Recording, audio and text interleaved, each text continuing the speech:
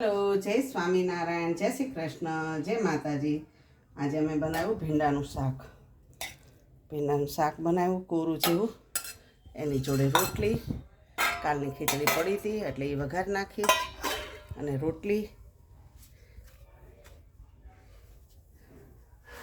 આ રોટલી અને મારી ફ્રેન્ડ છે ને એના બહુ લગ્ન કરવા ગયા હતા મામાની ઘરે, એટલે ત્યાંથી અડદિયો આવ્યો, મોહનથાળ અને જામનગરની કચોરી છે.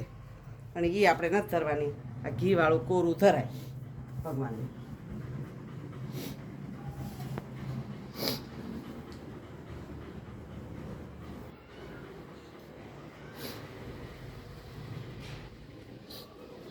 જય મહારાજ.